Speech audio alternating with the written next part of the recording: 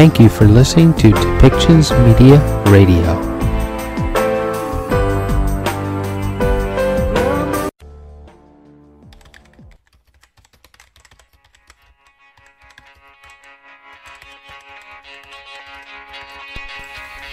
Welcome to Policy and Rights, the show about government policy and human rights.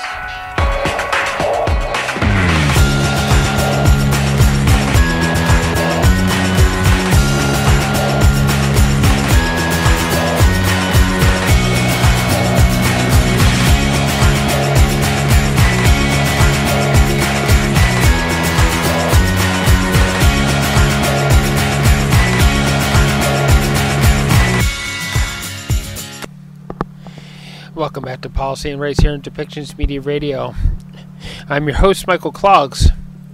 I'm going to share with you a conversation that I had with a friend who actually resides in Beirut. He was born there, he grew up there, and he is now watching his beautiful country being torn apart by war. And of course, having lived there as many years as he has also watched different factions of warlords and civil war also affect his country as a child. Sam Rubayon is a filmmaker. He makes documentaries. As a matter of fact, is how we first met, was on a documentary shoot where we were recording an economic conference that was supposed to bring about a new economy for people that would join all the people around the world in a spectacular way.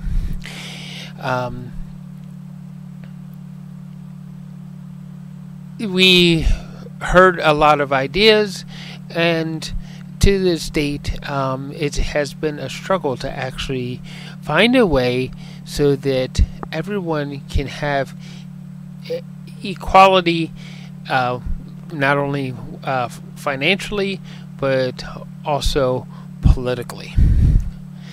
So that is the hopes and ideas of Samer's documentaries and the work that he does.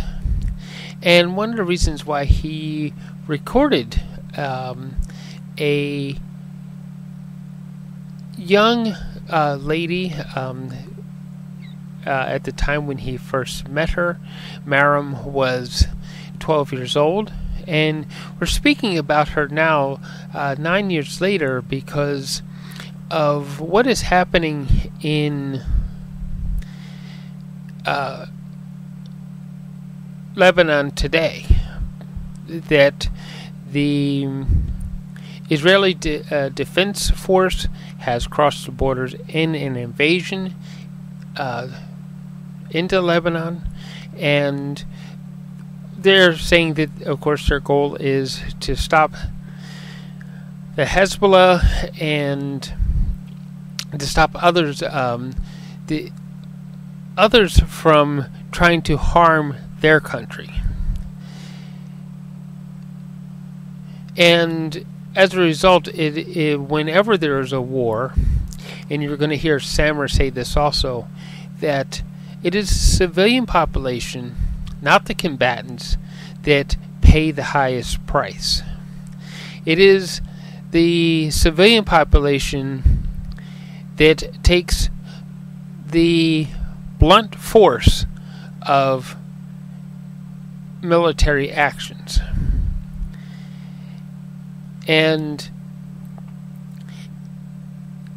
this particular war, even though there are rules of engagement that say not to attack civilian sites and not to attack civilians at all, while those rules are in place, while in combat, those rules may be ignored. So we're going to hear, I'm going to share with you this conversation I had with him just a couple days ago, as he's trying to himself find an exit strategy out, and also help Maram find a exit strategy for herself. So why don't we listen in on what Samar and I talked about as we talk about the war in Lebanon between the Lebanese government and the Israeli government, and as we talk about other issues and tools that are used around the world under the guise of hatred.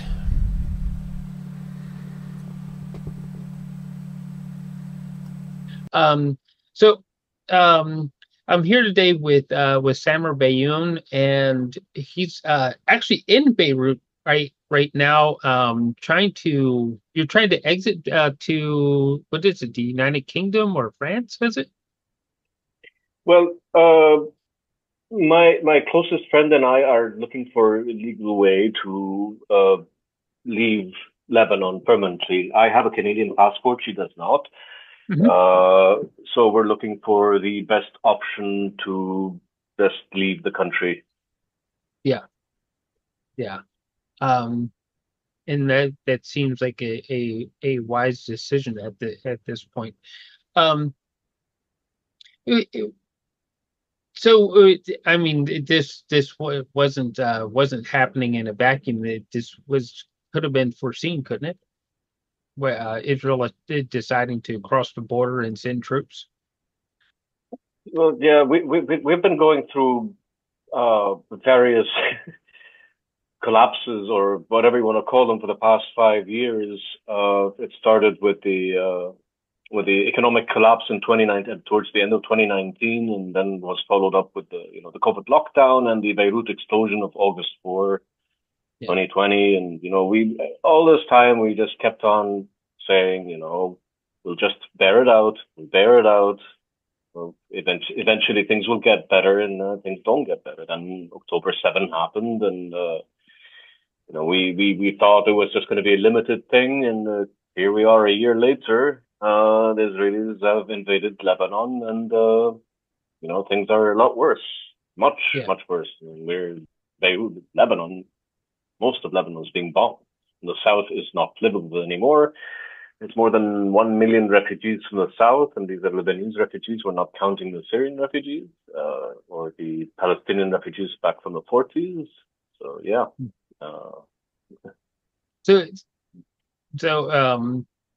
Because Beirut itself is a big city, it's not some small town or something like that. So I guess everybody's trying to get to Beirut for that reason. Well, Beirut, yes, is a big city, but there are other places where refugees are going. As far north as Aibi, which is like almost near Jbeil, that's really far north. There are a lot of communities that have sprung out throughout the route, from here, not just in Beirut, is what I mean, where they're helping out with the refugees, providing food, some even providing shelter, but, resources are already stretched because we're in an economic disaster here to begin with. And so we're helping out as much as we can, but yeah. Because I know the United Nations and the WHO have had maybe not so much in we're in Beirut specifically, but I know in Lebanon they've had outlets there to help people because of the economic collapse and everything, and then the explosion at the port of Beirut, right? Mm-hmm. So, but at this point, though, I mean, they are talking about they've upstarted UNIFIL and all that kind of stuff. But how do you have a peacekeeping mission if another country is just outright attacking? UNIFIL mostly are there as observers. They can't much interfere militarily on either side. Uh, they're there to observe that the whatever resolutions like 1701 and the other resolutions are implemented and to provide assistance when they can. But they pretty much have their hands tied. They can't do much of anything. Yeah, yeah. Is I mean, well, both countries are UN nations, but it's like, well, I mean, how do you say you're going to have a peacekeeping mission when one country is just outright being attacked and the other one is doing the attacking? It's like it seemed like that politically the solutions that are being put forth are forgetting that there's real people involved. Yeah, absolutely. But that's true of any time of any war that happens, or any kind of aggression that happens. It's the civilians that usually end up paying the price, either way. And this time's no exception. The toll is especially high on the Lebanese side because we don't have any kind of advanced, systems to defend against missiles or airplanes, or I mean, we don't even have an anti-aircraft protection system. It's non-existent there. So yeah, Yeah. we're like how should I best put it? Like the attacker is of extreme superior force, like disproportional superior force when it comes to what's happening on the ground. They, everybody keeps focusing, oh well, the Hezbollah has all these arms, and are they truly organized enough to defend Lebanon if that's what were if they were the effective army, you know? Well, they're not an effective army. They're not an army. They're not an official army, is what I should say. They are a militia, like many different militias that existed during the Civil War. Hezbollah specifically was born out of the Amal movement. The Amal movement was a movement, at least when it started, as part, before the Civil War, as a Mm-hmm. movement to empower the disenfranchised Southerners of Lebanon, who happen to be mostly Shia Muslims.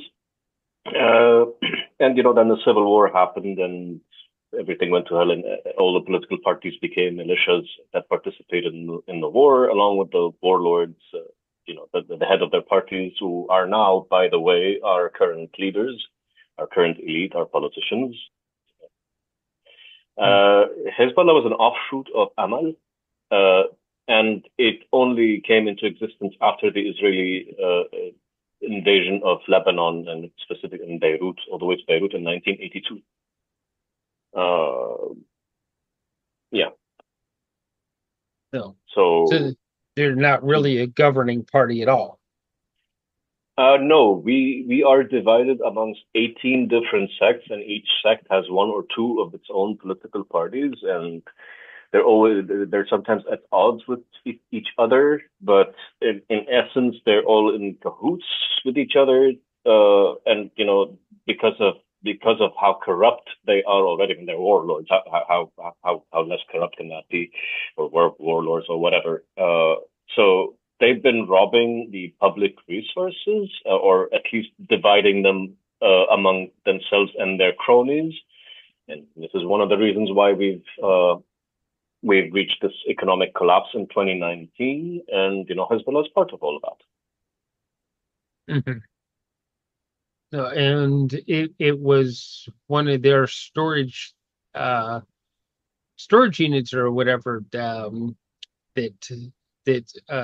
may have initiated the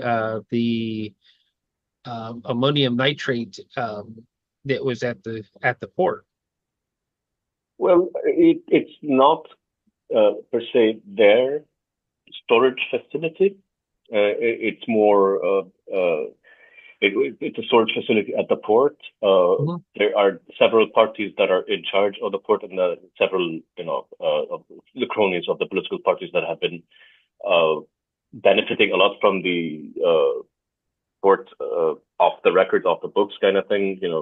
Money, bribes, whatever. So I prefer looking at the facts as they are, and in my view, the port explosion, this whole fiasco, this whole mess, uh, is just the result of that corruption and Mhm. compounded negligence and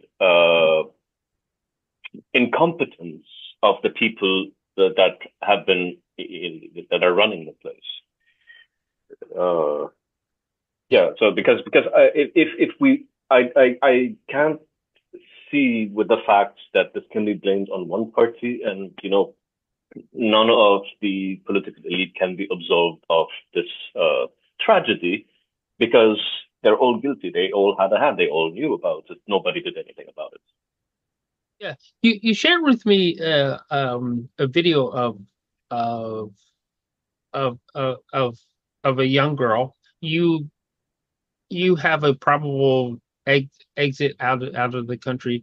What about the people like her that don't have a way out? And what how how do they actually find help and safety in all Well, this? well, to talk a bit about Maram first. Maram used to be, well, is what that she was.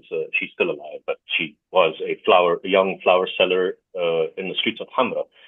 She's a refugee from Syria. She has no documentation, no legal travel papers that should specify, or Mhm. even to that effect, identity papers, because they fled Syria when she was young and she doesn't have them.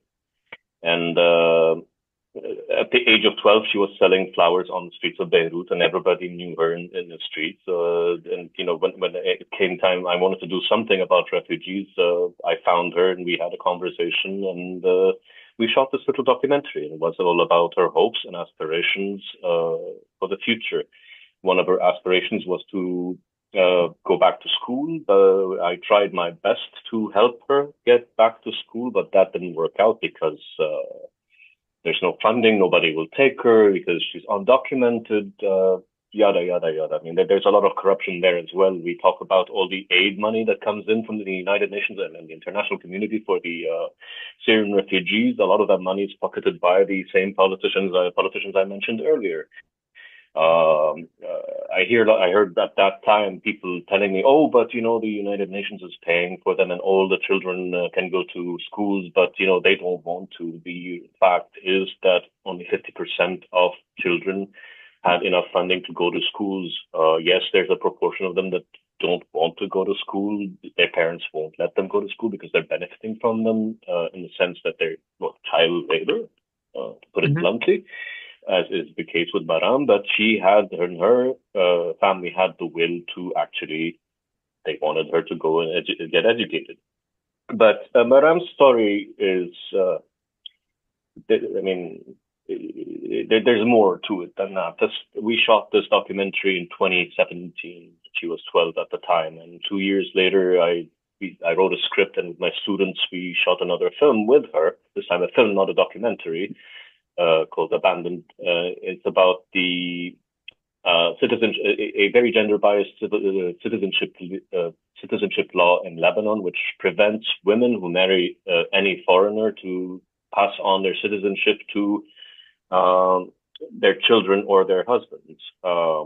This law was put in place mostly because a portion of the Lebanese population feared that this will upset the balance of the sectarian communities and thus the balance of power.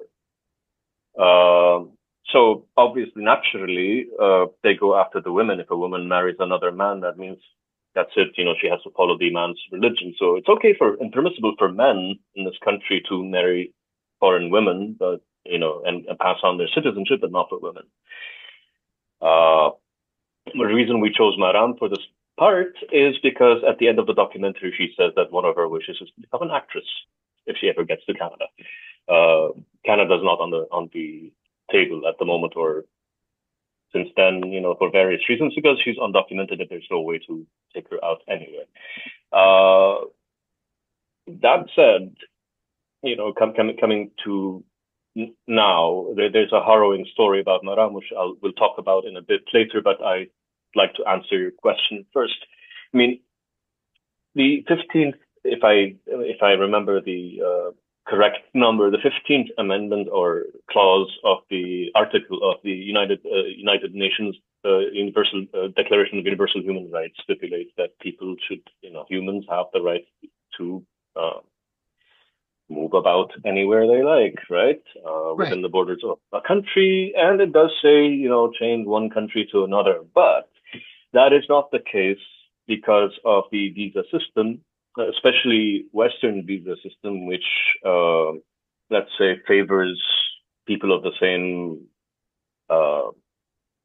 type or color of skin or background, let's say, and not Arabs, and not people of Asia. And it's much harder for someone, let's say, from Lebanon or East Asia to get a visa to Europe or the United States or Canada. So there's a bit of maybe inadvertent racism that happens there, but it's present. So in my opinion, this is a documentary that I'll be working on at some point. But trying to show how this entire system of visas, the way it's structured, the way it discriminates, is a violation of human rights. So even a Lebanese person with a Lebanese passport can't easily say, my friend that I told you about, she can't just go with me anywhere right now.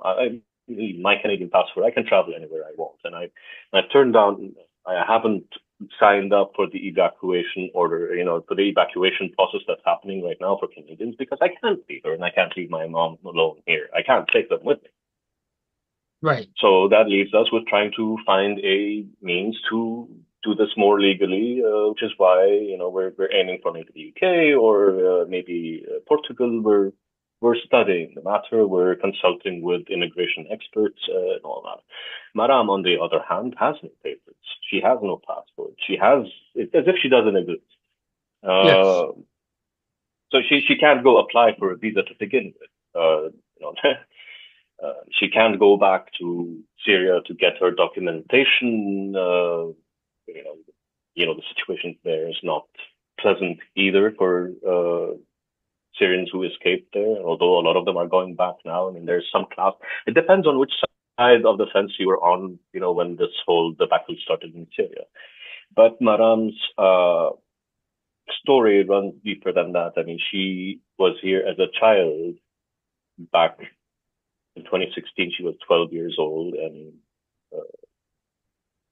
eventually, I lost contact with her in 2020 when the pandemic happened, and it so happened that a few weeks ago we finally reconnected by coincidence. And it was a good thing that we did, because we sat down and she told me what had happened in the past few years. So apparently she, at some point during the pandemic, she went and reported her father for sexual abuse. And he was sent to prison for 3 years, not more than that. And after he, got out, he was deported, but then he came back into Lebanon and issued a lot of threats to her. So the family, her brother and others in her family, decided to marry her off because, then she'd be under the protection, quote unquote, of another man. And she got veiled as well, because that's part of the whole thing. And she doesn't necessarily like the veil, doesn't agree with it, but she accepts it because she has to maintain that within the community. So theoretically speaking, she's protected from her father because she's married now. She's 19 now. She got married 2 years ago. Right. So yeah, so there's that happening. She is hiding from her father. and if he does find her, he might do who knows what he'll do. Yeah. So there's that added to the story. And I've spoken with her and I've talked, and she is a very willful and strong young lady who, you know, Yeah. um wants to get out of this community that she's in, because she understands that the only hope she has to self-actualize herself and her dreams is to be away from the community, and away from the family, and to make it out on her own. And that's why I'm looking into ways in which, see if anybody is willing to help her. Right. Well, I know we shared the first piece you did on her. I spent honestly I spent most of of a day just sharing it with people in hopes of trying to find somebody who would be willing to step up and help her. Um, because she has you just expanded on what was already a pretty amazing story about an amazing person. Um, but I want to go back to a second there, because one of the things with the U.S. election, the idea of allowing immigrants into the United States who are from Arabic countries has been politicized there, by either side. It doesn't matter which side of people are going to vote, rather Democrat or Republican. Both of them are politicizing the idea of allowing people into the country, and what types of people should we allow into the country. Um, and that that doesn't seem to be overt racism. That seems to be pretty out there and upfront. If you're an Arab, we're just going to be racist towards you. Unless you have money and lots of it. Bless you. Like the Yeah, Saudis. yeah, yeah, exactly. Which rules out a lot of the Lebanese people, right? So Yeah, pretty much. Though the Lebanese can be resourceful, but yeah, I mean, pretty much it puts the Lebanese into that category, especially now because there's this war with Israel, and suddenly everybody in Lebanon is a terrorist, right? that's exactly what. There was a post on X that actually said, "Oh, is that why we have so many terrorists in our country?" And you had both Canadians and Americans chiming in on that one. Yeah, but I'm hopeful that at least you will find you yourself will find a way, along with your family, you know, um, to safe ground. So Hmm. um, Again, I mean, it's easy for me to leave any moment I want, because as long as the airport is open, that is, mhm. on my Canadian passport, Yeah, but not for them. Yeah. yeah, yeah. But but how do you kind of how do you leave loved ones behind like that, right? Hmm. So I mean, uh, I'd like to go back to something that happened when I was living in Canada, when Stephen Harper was prime minister back then. He put a moratorium on sponsoring parents to come over, to immigrate, parents of immigrants. So for me, that's just another layer of the racism that exists in the system, in the visa system, the whole immigration process. yeah. It, as far as the racism is concerned, it doesn't matter which political party, and it doesn't matter the country for that matter, because the Republicans and the Democrats, they find equal number of ways to block people from either moving about the country or coming into the country. Although, And statistically speaking, and according to research and studies and whatnot, an influx of immigrants is very vital for the economy. yes, um, eh, I know where I'm actually sitting right now in British Columbia, that um, the municipality itself is trying to get more. immigration in because they want to grow the municipality into a metropolis. Mm-hmm. And then you hear the grumblings of people that, oh, they let these criminal types into my neighborhood. And it just simply means, let's put it this way. I live in an upscale neighborhood myself, and I was out walking around the beach one night, and I got stopped by the police. What are you doing here? I live here. Profiling. It's like, Profiling there. yeah, it's like profiling. It's like it's like, oh, and I don't know if it was another neighbor who just saw a person with colors in their skin walking along the beach, and they decided to call the police, or if it was just somebody, the cop himself was just driving past and said, "Why is that dark skinned person um, walking along my beach?" I don't know, Yeah. but profiling, and both countries are pretty good at it because I'm able to reside in either country. Hmm. It doesn't change. On that topic, I mean, I've studied the issue of migrant communities and how let me paint a picture because there are a lot of parallels with the Native Americans, how they're being treated. Mhm. They have the indigenous community and how other people like Palestinians, for example, in Israel or even in Lebanon. So you allow, in the case of North America, for example, you allow these immigrants come in, and at first what are they gonna do? Some of them are lucky enough to have a job, great, nice, wonderful, but they start at the very bottom. That's unless they're really field engineers or something, or I'm not gonna say doctors because I know in Quebec, for instance, unless you're certified from Quebec, you cannot be a doctor.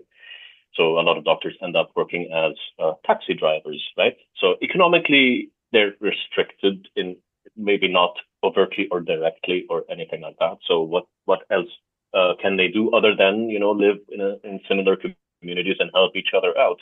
And from that, because of the oppression, because of the inequality, the social and economic inequalities, it is only natural for these communities to resort to crime, quote unquote, or band together and form mafias. I mean, we've heard about the Italian mafia, the Haitian mafia, the Greek mafia, the whatever mafia of all these different communities. They're called after a certain people's name, like the nationality, for a reason, and those reasons are well documented and studied, and there.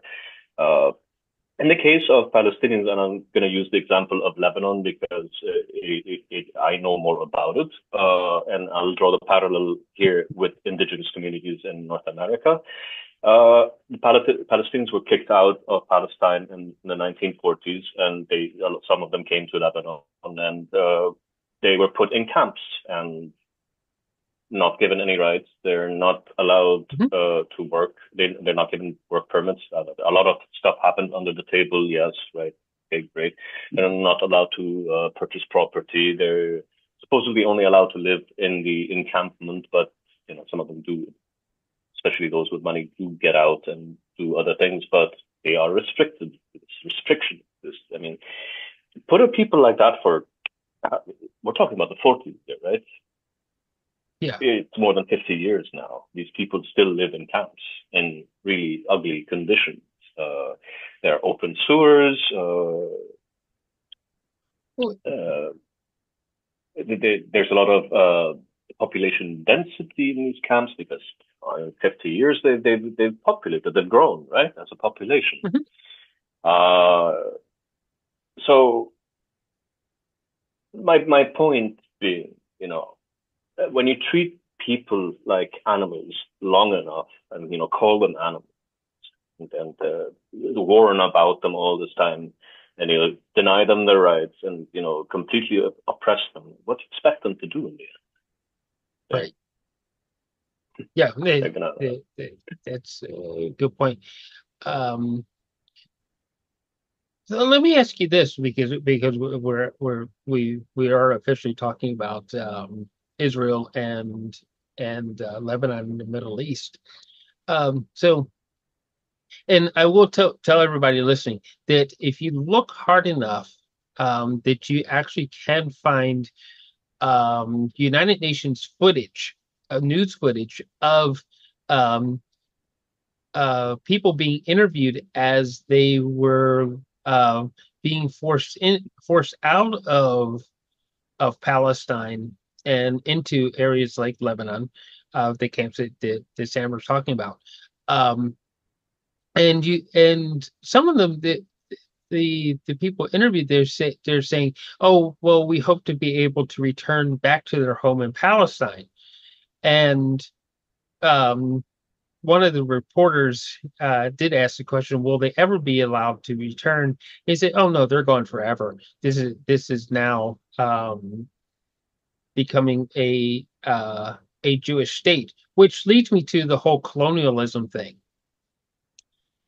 I mean, it seems as though when the UN created Israel, that that they have somehow or another perfected this whole colonialism thing, that leading back to 1492 again, that they've perfected this thing, and they just force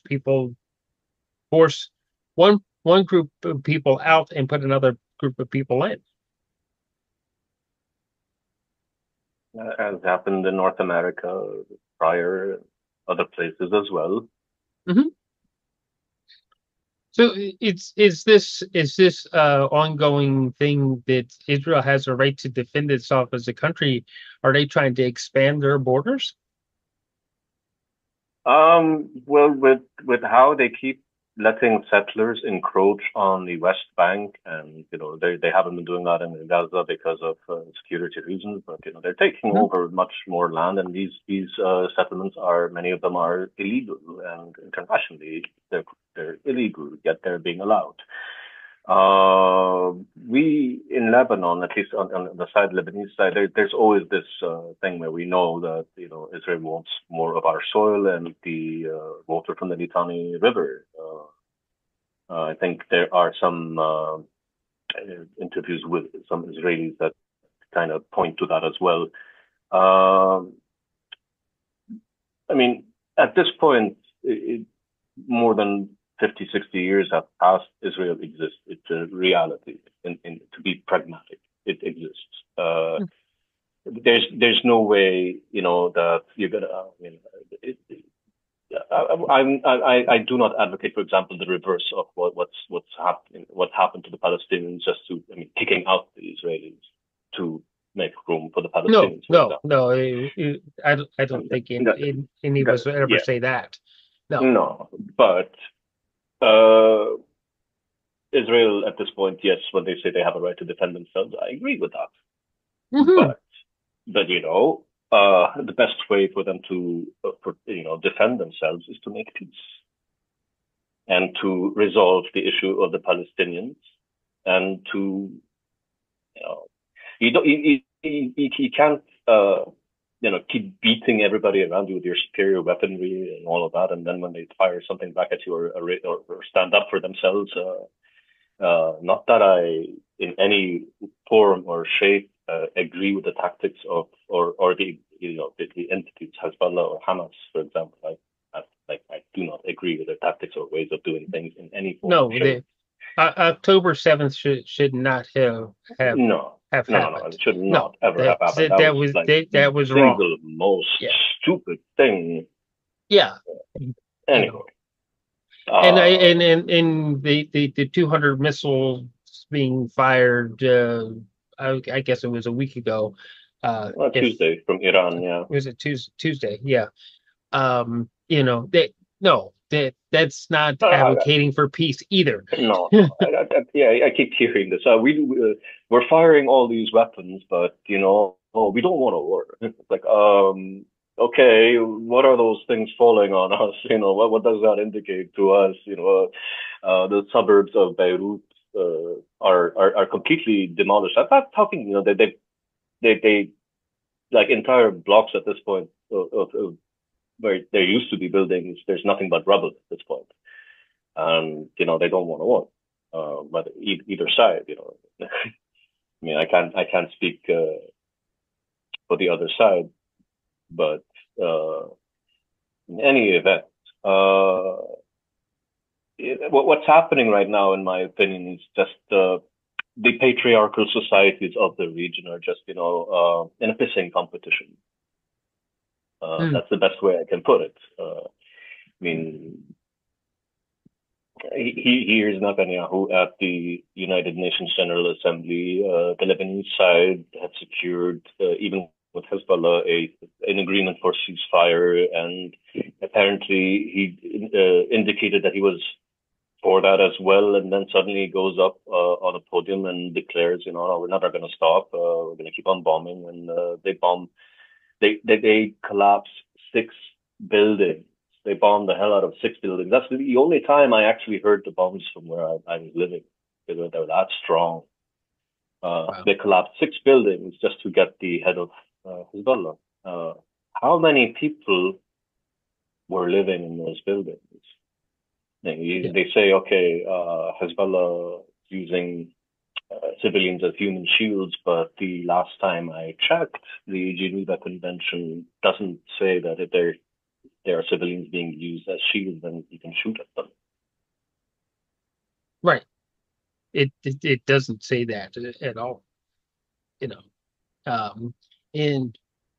of course, there was another question to the Israeli UN ambassador to the United Nations, is like, are they going to roll out targeting nuclear sites in Iran? And they won't answer that question. Mm-hmm. Yeah, But you say you don't want a war, you don't want mass destruction. That's a scary thought. Honestly. Yeah. Yeah. It's we, like, you and I, we're filmmakers, we're podcasters, and advocates for human rights, and we're like, but the rest of you big government people are advocating by your actions. We want more war.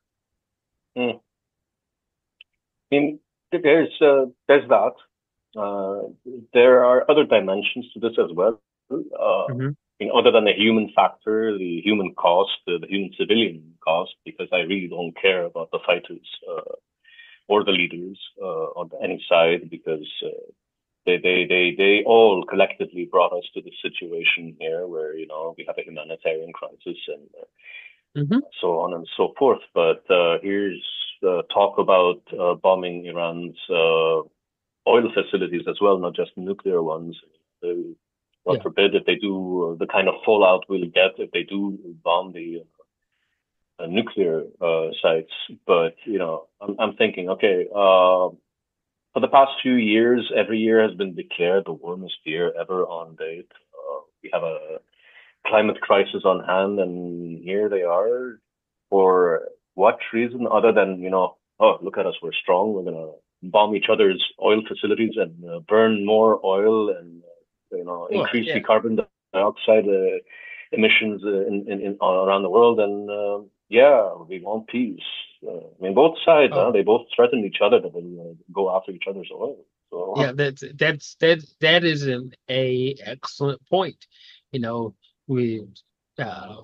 We have all these countries. Inevitably, inevitably, the entire world is going to be the victim of this war. In your mind, we could be some of the solutions.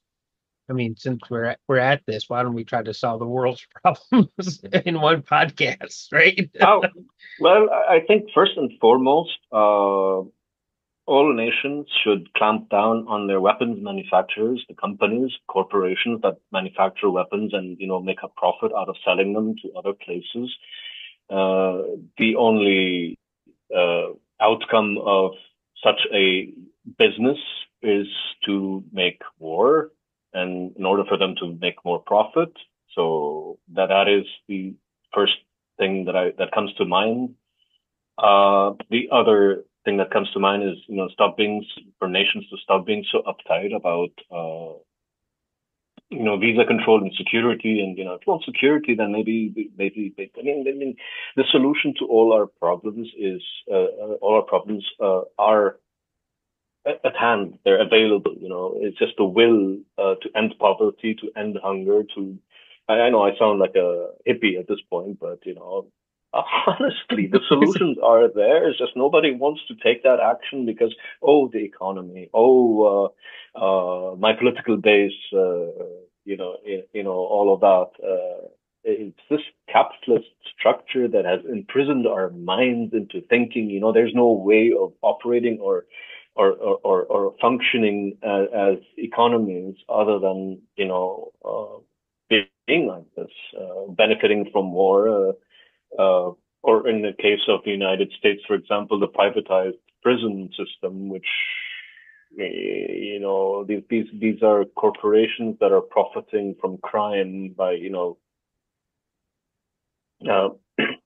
letting more, they won't make any profit if there's no crime and people are not going to jail. Yeah.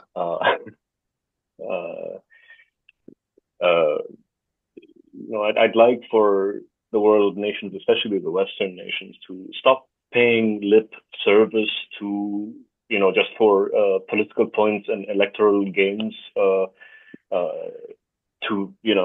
lip service to the environment or human rights. I mean, yeah, we can talk about how abusive Saudi, Iranian, Afghani, and Chinese regimes are in terms of human rights abuses. I do not discount that at all, but maybe they should the Western countries should also look in the mirror and see where they are going wrong as well. I mean, they're better in many ways, but they're not completely absolved of being human rights violators. And one of those systems is the visa system, which is, like, in my opinion, one of a great human rights travesty.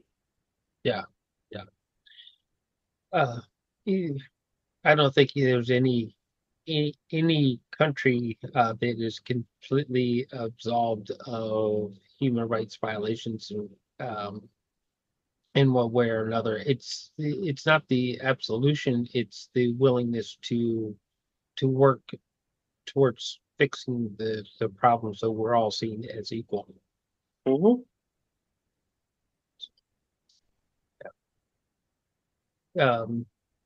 Excellent, all excellent points, and I hope I do wish you a safe exit out, and I hope that your young friend, of course I keep butchering her name, Maram, actually finds. Yeah. Something about the you having the accent of the region versus my American accent. I mean, it's like everybody usually butchers my name too, so it's a given. But I want to go back. You know what the name Maram actually means? In Arabic, it means aspiration. Wow. Yeah, and this is what this girl has. This young lady at this point. Yeah.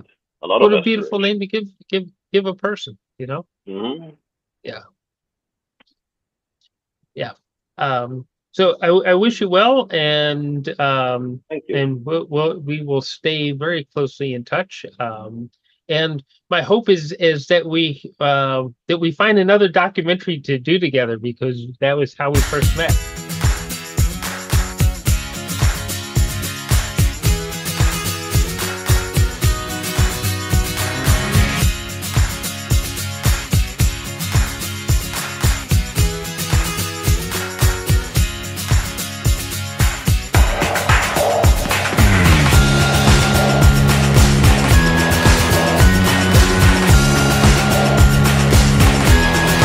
show has been produced by Depictions Media. Please contact us at depictions.media for more information.